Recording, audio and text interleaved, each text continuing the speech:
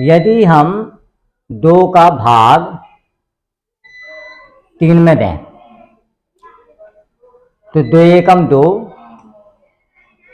Reminder हमारा 1 बचता है।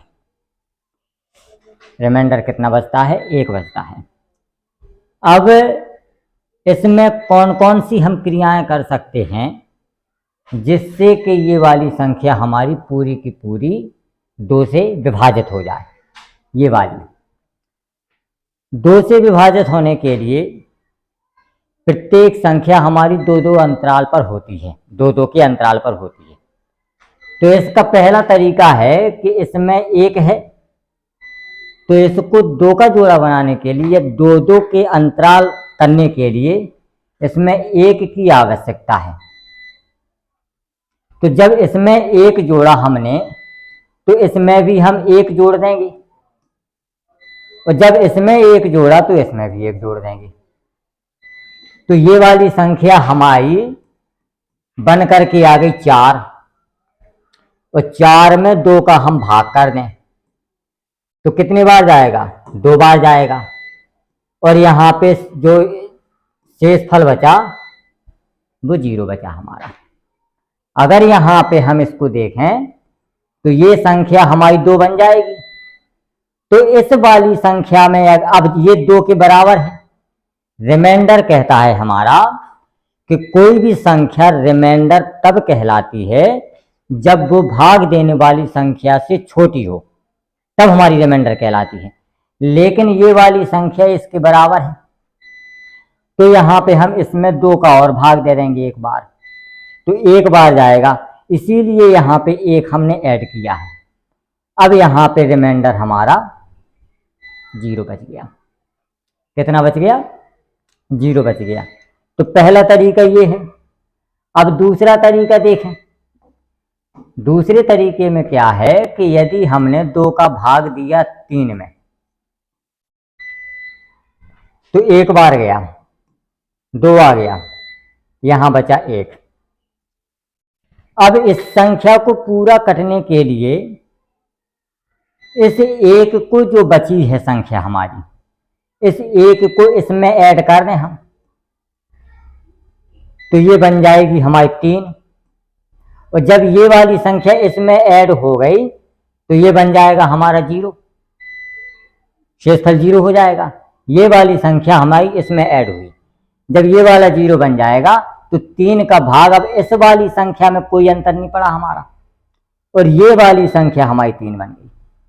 तो कितना आ गया? 0 आ गया।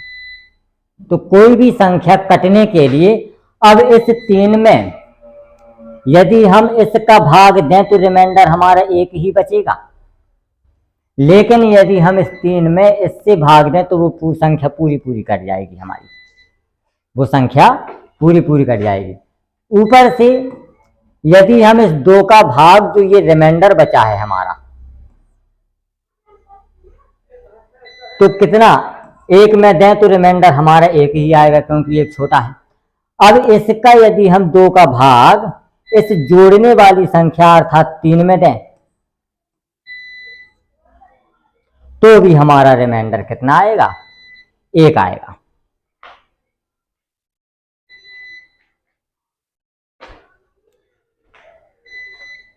तो भी हमारा रिमाइंडर 1 आएगा। इसी कॉन्सेप्ट के आधार पर कुछ सवालों को हम देखते हैं।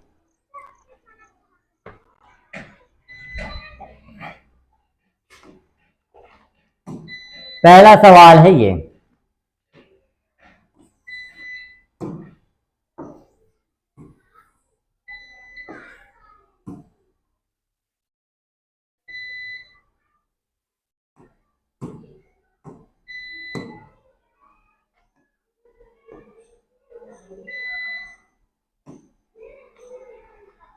इस सवाल में पूछा गया है 1000 से 2000 के बीच ऐसी कितनी प्राकृतिक संख्याएं हैं जिन्हें 341 से विभाजित करने पर शेषफल हमारा 5 बचता है। कॉन्सेप्ट बिल्कुल वही है कि यदि हम 346 से किसी भी संख्या, मान लिया कि x है, विभाजित करते हैं तो शेषफल हमारा 5 बचता है। तो ये वाली संख्या हमारी पूरी पूरी दो कंडीशन में विभाजित होती है कि या तो इसमें कितने की कमी पड़ रही है कि 346 हो जाए, इसमें कमी पड़ रही है 336 की, या तो इसमें हम 336 ऐड कर दें या इस 5 को इसमें ऐड कर दें, तब हमारी ये संख्या पूरी पूरी विभाजित होगी। 341 सॉरी, इस यहाँ पे 341 है, कितना है 341। तो जब हमने इसमें ऐड किया तो ये संख्या बन गई हमारी 346। अब 346 इस x को पूरा पूरा विभाजित करेगी।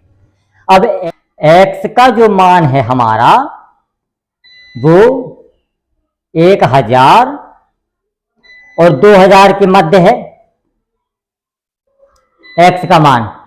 तो जब इस x के मान में हम 346 का भाग करें और इस 2000 में 346 का भाग करें, तो ऐसा करना है, इतनी बार करना है कि वो 1000 से ज्यादा हो जाए और ये 2000 से ज्यादा ना होने पाए। तो यदि हम इसमें 2 का गुणा करते हैं तो वो संख्या हमारी 1000 से कम होगी, इसीलिए 2 का नहीं, हम यहाँ पे 3 बार हमारा लगभग भाग जाएगा, गुणा होगा इसमें।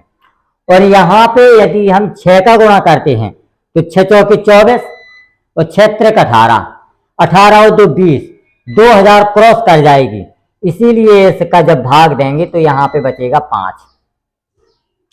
तो यहाँ पे 3 बचा, यहाँ पे बचा 5, बीच की संख्या है हमारी 4। इन तीनों को मिला करके संख्याएं टोटल हमारी 3 आ जाएंगी, वही हमारा आंसर हो जाएगा। संख्याएं कितनी आएंगी? 3 आएंगी, वही हमारा आंसर हो जाएगा।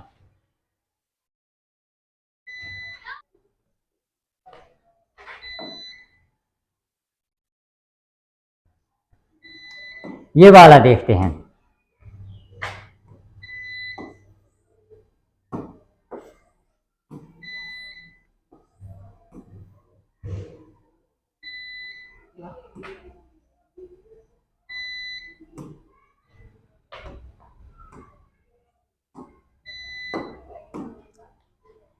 m 3 अंकों की सबसे बड़ी संख्या है जिसे जब 6 तथा 5 से विभाजित किया जाता है तो शेषफल हमारा 5 और 3 आता है।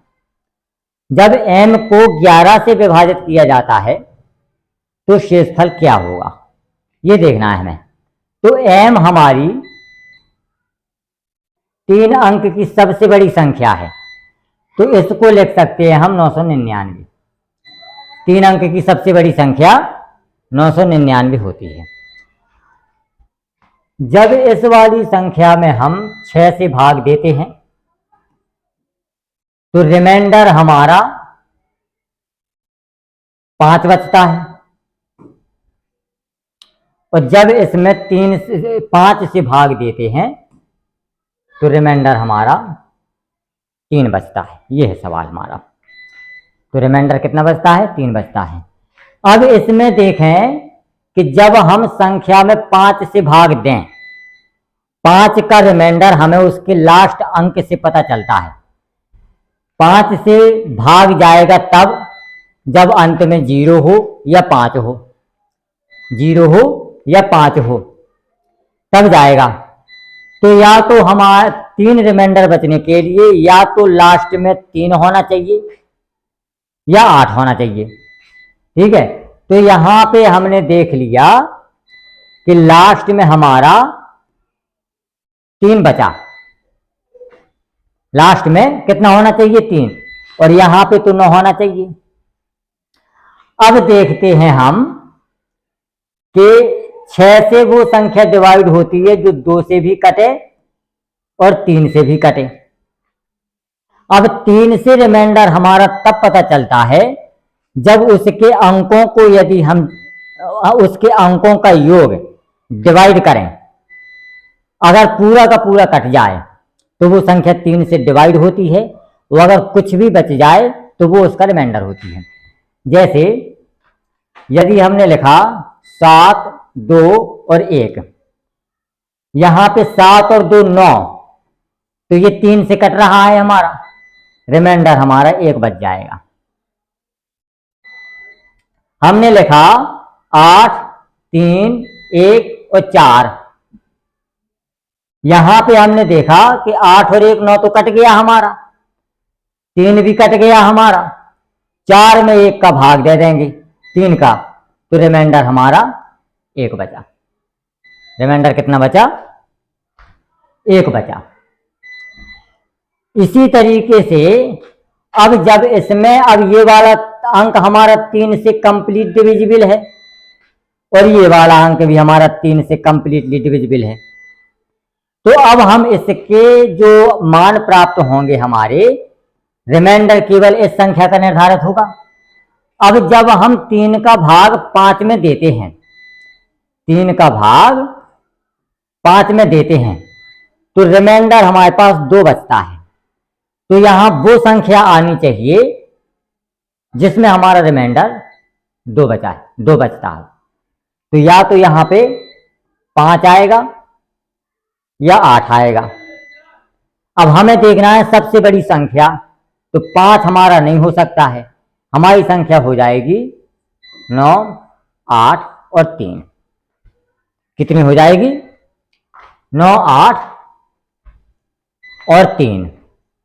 अब इसमें हम करें 11 का डिवाइड, तो 11 8 88, 10 बचा, 103 हुआ, 11 9 99, 99 और 4 हमारा 103 होता है, रिमाइंडर हमारा 4 आ जाएगा।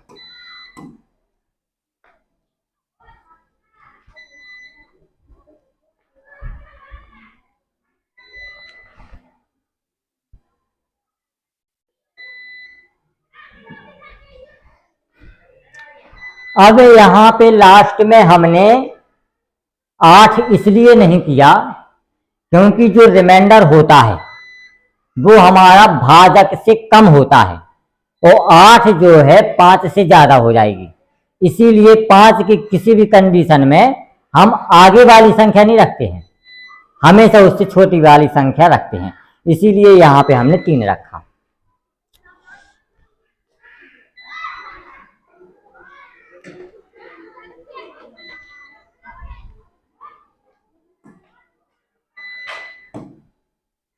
ये वाला देखें,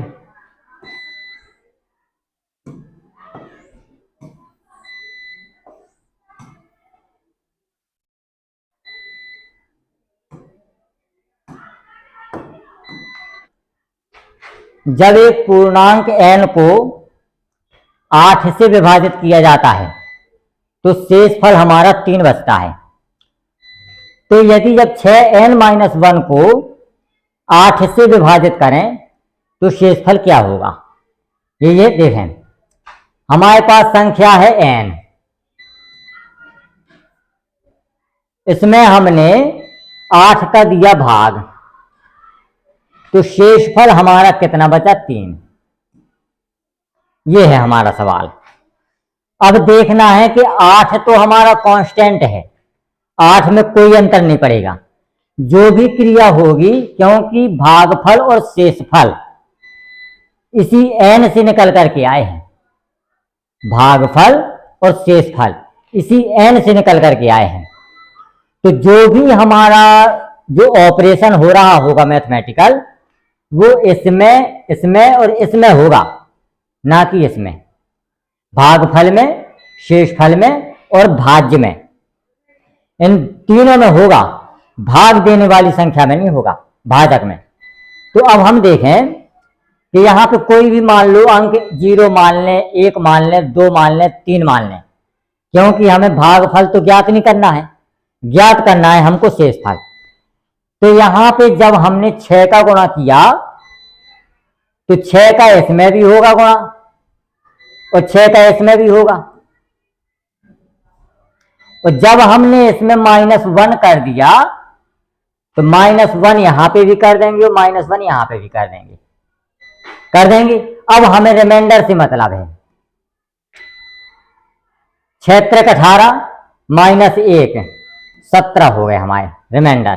कितना आ गया? 17।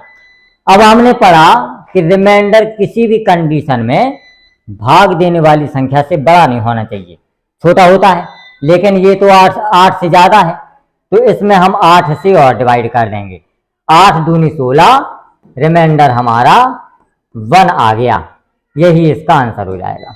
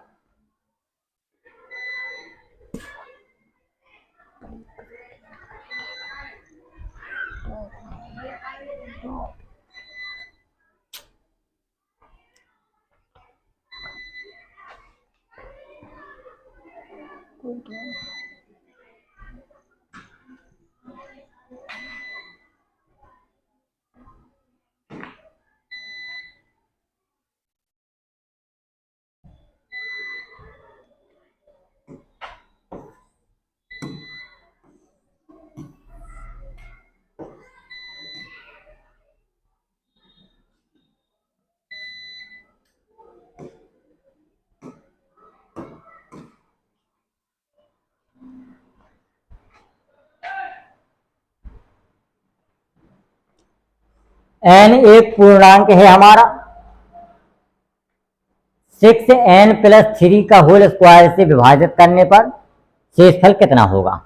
9 से विभाजित करने पर तो 6। अब जब इसका हम स्क्वायर खोलेंगे तो 36n² होगा, प्लस के 6 × 18 दूनी 36 n होगा, और प्लस के 9 होगा। इसमें हमें 9 से विभाजित करना है, तो ये 9 से हमारा जे भी कट रहा, जे भी कट रहा, जे भी कट रहा, तो आंसर हमारा आ जाएगा 0। 0 हमारा रिमाइंडर हो जाएगा। चौथा,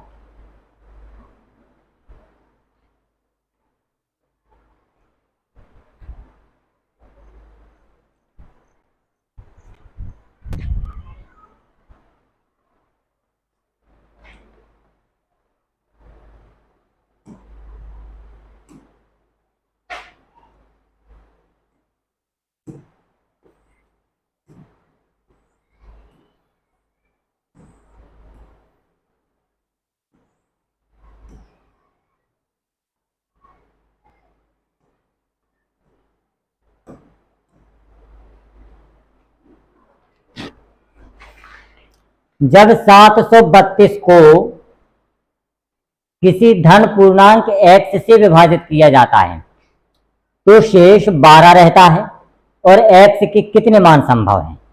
ठीक है, अब देखें 732 है हमारे पास संख्या, इसमें देना है हमको x से भाग, रिमाइंडर बचता है हमारे पास 12। तो हमने बताया कंडीशन है केवल इतनी कि अब इसका तो पता नहीं, तो इसमें हम जोड़ नहीं सकते। जब 12 इसमें जुड़ेगा या इसमें से 12 हम कम कर दें तो हमारी पूरी की पूरी संख्या कट जाएगी, क्योंकि रिमाइंडर हमारा 12 बच रहा। अगर इसमें से हम 12 कम कर दें तो ये 720 हमारे पास बच जाएगा, जिससे कि हमारा पूरा पूरा भाग x से चला जाएगा। कितना चला जाएगा? x से। अब 720 को हम लिख सकते हैं, इसके गुणनखंड कितने होते हैं 720 के, जो इस संख्या को डिवाइड कर दे पूरा का पूरा। तो हम इसमें देखते हैं 720, तो हम इसमें देखते हैं ये 24 की 72 गुणा 10 हो जाएगा। इसको लिख सकते हैं हम 8, ये यहाँ पे 3 यहाँ पे है, 3 यहाँ पे है, 3 का स्क्वायर लिख देंगे। यहाँ पे 2 गुणा 5 लिख दिया हमने, यहाँ 2 की घात 3 है और 2 जे है तो 2 की घात 4 हो जाएगी, गुणा 3 का स्क्वायर गुणा 5 का वर्ग, 5 की घात 1। अब इनकी अभाज्य गुणनखंड की संख्या निकालना है, तो यहाँ पे देखें 4 और 1 5 करेंगे, घात में जितनी भी घात दी गई है उसमें 1 जोड़ते जाते हैं और गुणा कर देंगे। 2 में 1 जुड़ेगा 3 और 1 में 1 जुड़ेगा 2, 3 दूनी 6 पंचा 30 आ गए। तो टोटल 30 ऐसी संख्याएं हैं जो 720 को डिवाइड करेंगी। कितने की करेंगी? 720 को डिवाइड करेंगी। अब देखना है कौन कौन सी वो संख्याएं हैं। सबसे पहला तो 1 720 को डिवाइड करता है, 2 भी करता है, 3 भी करता है, 4 भी करता है, 5 6 7 नहीं करता है 720 को डिवाइड, 8 करता है, 9 करता है, 10 भी करता है, 11 नहीं करता है, 12 करता है। अब जो x का मान होगा वो हमारा 12 से अधिक होगा, तो 12 तक की संख्याएं तो हम इसमें लेंगे नहीं लेंगे ना। तो इसमें देखते हैं कितनी संख्याएं हमारी कट गई। 1 2 3 4 5 6 7 8 9 और 10। 30 में से 10 संख्याएं हमारी चली गई, 20 संख्याएं ऐसी बची जो हमारा x का मान हो जाएगा, वही इसका आंसर हो जाएगा 4। x के कितने मान हो सकते हैं? 20 हो सकते हैं।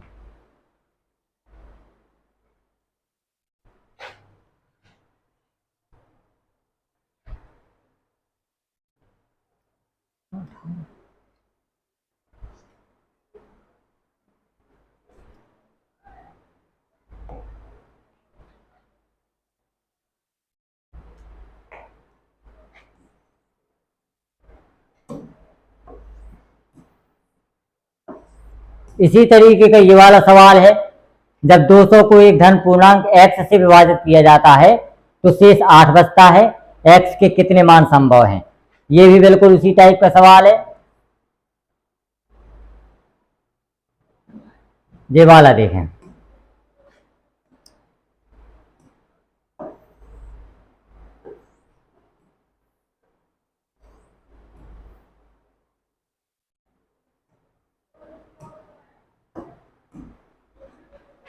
जब किसी धन पूर्णांक को d से विभाजित किया जाता है तो शेषफल हमारा 15 प्राप्त होता है।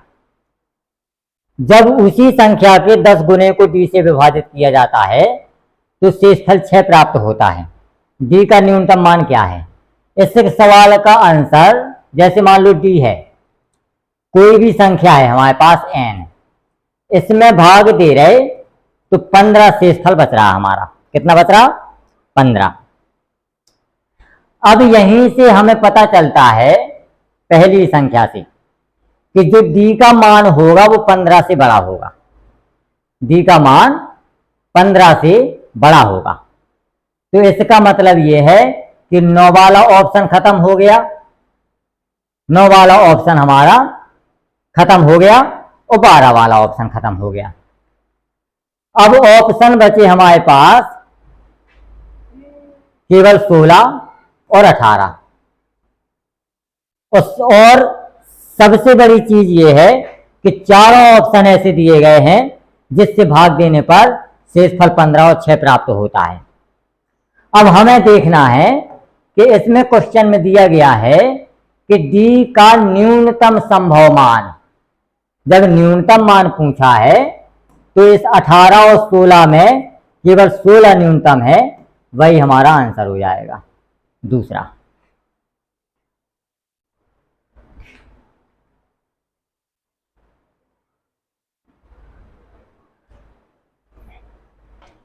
दूसरी कंडीशन लगाने की हमको आवश्यकता ही नहीं है इस सवाल में, केवल एक से पता चलता है कि यहां d का वो मान होगा जो 15 से बड़ा होगा।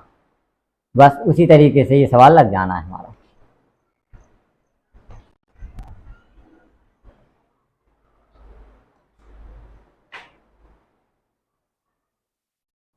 ये वाला देखें,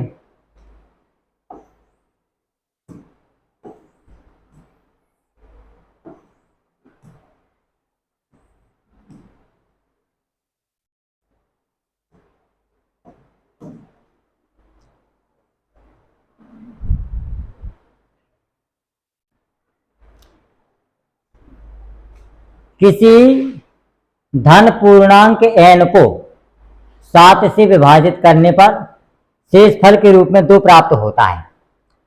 निम्न में से किस संख्या को 7 से विभाजित करने पर शेष फल के रूप में 0 प्राप्त होगा।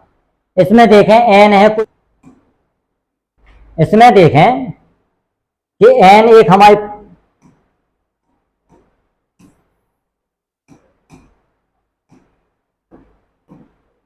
n एक हमारा धन पूर्णांक है। इसमें हम 7 से करते हैं डिवाइड, शेष फल बचता है हमारा 2। यहां पे हम 0 मान लें। तो अब हमें इस संख्या का मान निकालना है। ये संख्या हमारी कैसे निकलती है कि इनका जो है आपस में होता है गुणा, और जो गुणनफल प्राप्त होता है उसको इसमें कर देते हैं ऐड। तो 7 का जब 0 में गुणा होगा तो 0, और 0 में 2 जोड़ेगा तो 2 आ जाएगा। n का मान 2 आ गया। अब केवल पहले ऑप्शन में हम 2 का मान रख दें तो 5 और 2 7, 7 से 7 कट जाता है, शेष फल हमारा 0 प्राप्त होता है। बाकी किसी भी ऑप्शन में आप n का मान रख के देखें, कोई भी हमारी 7 से संख्या नहीं कटेगी, इसीलिए ये वाला हमारा सही हो जाएगा।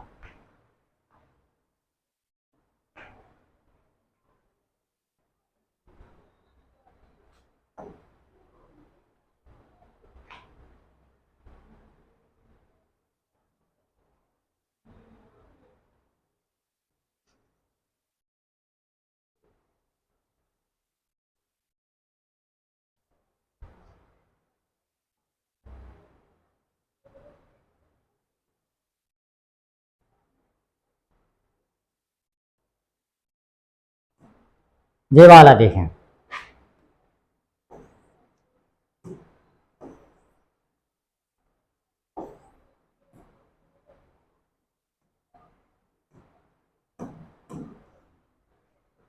जब 1062, 1134 और 1182 को बड़ी से बड़ी संख्या x से विभाजित किया जाता है।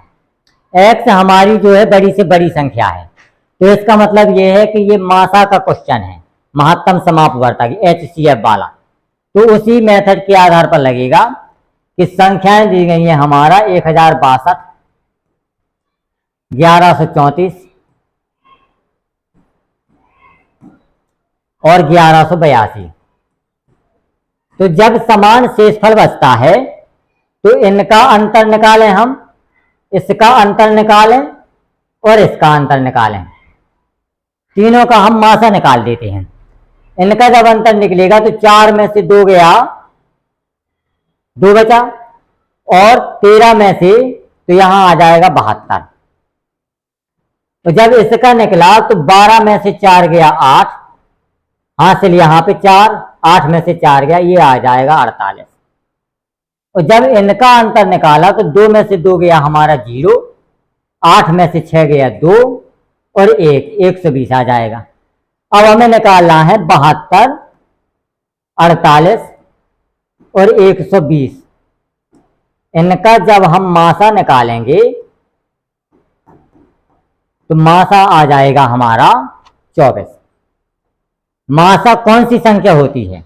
वो सबसे बड़ी संख्या जो जितनी संख्याओं का मासा निकाला है सबको विभाजित कर दे।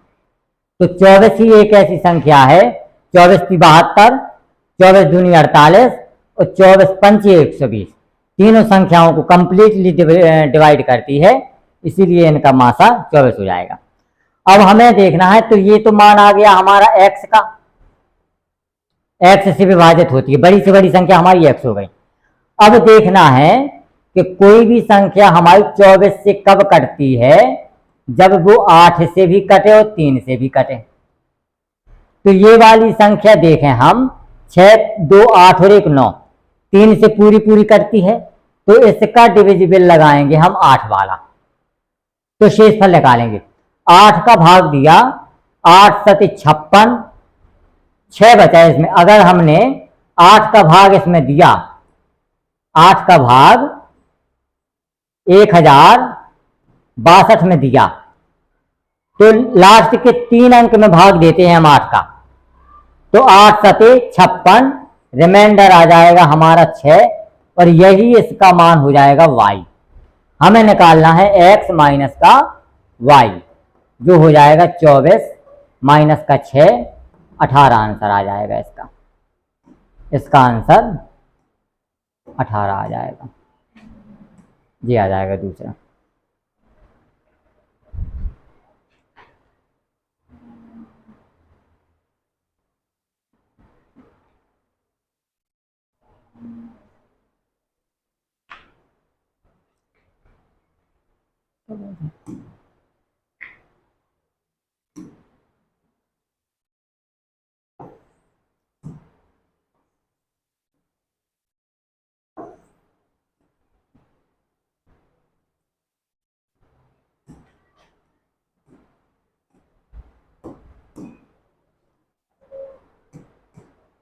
हमें दिया गया है x माइनस का y बराबर 1280। ये संख्या हमारी छोटी हो जाएगी, वो बड़ी, ये संख्या बड़ी होगी और ये संख्या होगी हमारी छोटी, क्योंकि अंतर का मतलब होता है कि बड़ी में से छोटी घटाना। तो इसका मतलब ये है कि y का भाग हम x में देंगे, 7 बार जाएगा, शेषफल बचेगा 50। तो इस x का जो मान आएगा वो कितना होगा, इनका आपस में होगा गुणा, तो 7y प्लस के 50 हो जाएगा। जब इसमें रखेंगे तो ये 6y बराबर 1230 हो जाएगा। इससे हमारा कैंसिल होगा, 6 दूनी 12, 0 6 पंचे 30। अब हमें निकालना है x का मान। x का मान निकालने के लिए इसमें इस वाले मान में हम रख देंगे, तो यहाँ पे हो जाएगा x माइनस के 205 बराबर 1280।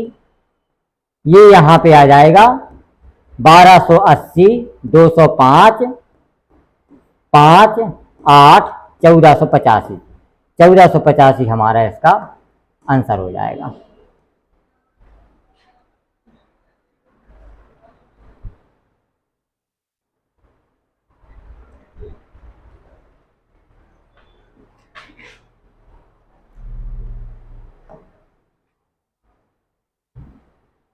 ये वाला देखें,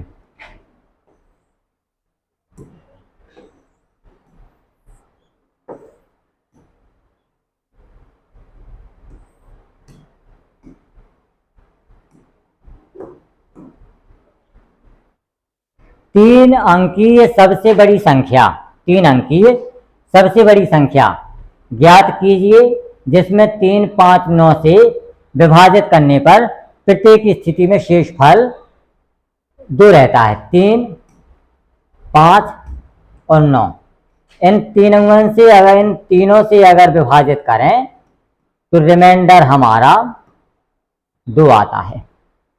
तो हमें 3 और 9 का देखने की आवश्यकता नहीं है, 5 का रिमाइंडर देखें कि 5 का 2 रिमाइंडर तब आएगा जब अंतिम अंक उसका 2 होगा। वो अंतिम अंक 2 केवल एक ऑप्शन में है, वो है ऑप्शन हमारा दूसरा, वही आंसर हो जाएगा।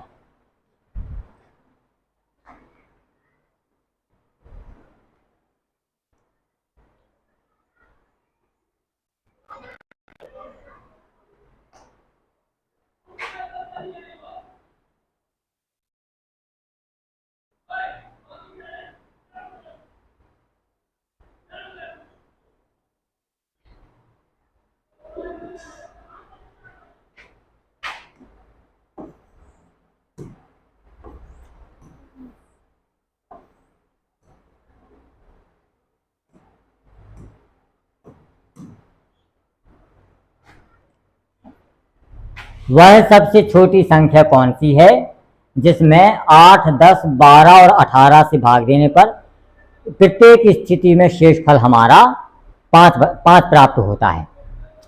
तो 10 है, 12 है, 18 है। प्रत्येक स्थिति में हमारा शेषफल जो है वो रहता है हमारा 5। तो यदि हम इसमें देखें कि 5 से जैसे मान लो हमें आ रहा है 10 को हम लिख सकते हैं 2 गुणे 5। तो 5 से जब हम इस 5 को डिवाइड करेंगे तो रिमाइंडर हमारा 0 आना चाहिए। मतलब वो संख्या 5 से पूरी पूरी कटनी चाहिए। केवल और केवल एक ऑप्शन में है जो हमारी 5 से पूरी डिवाइड होगी, बाकी किसी ऑप्शन में नहीं है। तो वो हमारा आंसर हो जाएगा ऑप्शन नंबर दूसरा।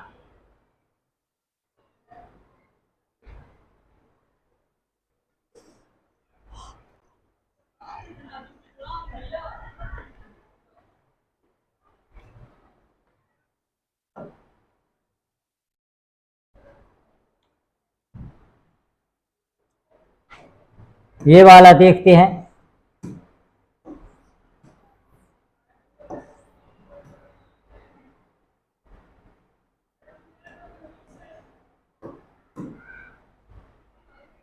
वह छोटी से छोटी संख्या कौन सी है जिसे 15, 25, 35 और 40 से विभाजित करने पर शेषफल 10। 15 से विभाजित करते हैं तो ये रिमाइंडर वाला कॉलम है हमारा, 10 प्राप्त होता है। 25 से विभाजित करें तो रिमाइंडर हमारा 20 प्राप्त होता है। 35 से विभाजित करें तो रिमाइंडर हमारा 30 प्राप्त होता है। और 40 से विभाजित करें तो रिमाइंडर हमारा 35 प्राप्त होता है। अब हम इसमें देखें कि सब में अगर इसी वाली संख्या को देखें हम, तो 15 से वो संख्या विभाजित होगी जो 5 और 3 से विभाजित होगी हमारी। तो 5 से जब इसको हम विभाजित करते हैं तो रिमाइंडर हमारा 0 आता है, मतलब वो संख्या हमारी पूरी पूरी कट जाएगी। तीनों संख्याएं कट रही। अब हमें देखना है 3 से यदि हम इस 10 में भाग देते हैं, 3 से अब देखते हैं, 3 से यदि हम 10 में भाग देते हैं तब रिमाइंडर हमारे पास 1 प्राप्त होना चाहिए। तो रिमाइंडर 1 अब देखें कौन कौन से ऑप्शन में हमको प्राप्त हो रहा।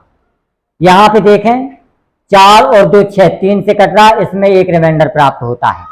तो पहला ऑप्शन हो रहा, ये 3 से पूरी पूरी विभाजित है। ये 4, 2, 6, 5, 11, इसमें देखें ये वाली संख्या तो हमारी 3 से कट रही पूरी पूरी। इसमें अगर हम 3 का भाग दें तो रिमाइंडर हमारा 2 बच रहा, तो ये वाला ऑप्शन भी खत्म हो गया। इसमें देखें कि ये 3 से कट रहा, 5 और 1 6, 3 से कट रहा, और 4, इसमें भी रिमाइंडर हमारा 1 आ रहा। तो हमारे ऑप्शन 1 और 4 में से कोई हो सकता है, 1 और 4 में से कोई हो सकता है। अब देखें दूसरा ऑप्शन, अगर हम देखें 8 5 40, अब देखें 8 पना 40, इसको 40 को 8 5 40 लिख सकते हैं, या हाँ 8 5 40 लिख सकते हैं। इसमें देखना है कि जब हम 8 का भाग 35 में देते हैं, 8 का भाग, तो 8 चौकी 32, रिमाइंडर हमारे पास 3 प्राप्त होता है। अब देखें कि रिमाइंडर किस में 3 प्राप्त होता है। 8 में यदि हम इसमें भाग देते हैं, 8 का भाग यदि हम इसमें देते हैं तो 8 दूनी 16, 50 हुआ, और 6 48, 2 प्राप्त होता है। ऑप्शन 1 कट गया हमारा ऑप्शन आ जाएगा चौथा। चौथा ऑप्शन सही है हमारा 4195।